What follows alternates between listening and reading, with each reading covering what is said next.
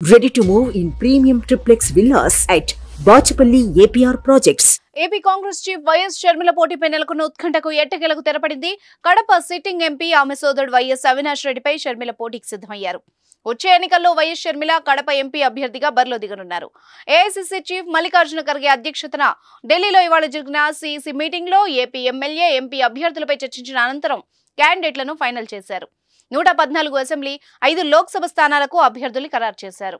Rajahmundry parliament నుంచి AP Congress మాజీ chief Gidugu Rudraraju, Bapatla నుంచి జేడీ శీలం, కాకినాడ బరిలో మాజీ ఎంపీ పల్లం రాజు, విశాఖ పార్లమెంట్ స్థానం నుంచి సినీ నిర్మాత సత్యారెడ్డి బరిలో దిగనున్నారు. సాయంత్రం అభ్యర్థుల అధికారిక జాబితా ఏఐసీసీ విడుదల చేయనున్నట్టు తెలుస్తోంది. కడప ఎంపీగా షర్మిల పోటీతో ఒక్కసారిగా రాజకీయం వేడెక్కింది. వివేక హత్య కేసులో ఆరోపణలు ఎదుర్కొంటున్న అవినాష్ రెడ్డిపై షర్మిల పోటీకి దిగడం సంచలనం సృష్టిస్తోంది. అవినాష్ రెడ్డిపై వైఎస్ సునీత లేదా వైఎస్ వివేక సతీమణి పోటీ చేస్తారని వార్తలొచ్చాయి. కానీ చివరకు షర్మిలనే రంగంలోకి దిగారు. దీంతో సొంత బంధువుల మధ్య హోరాహోరీ పోటీ తప్పదు.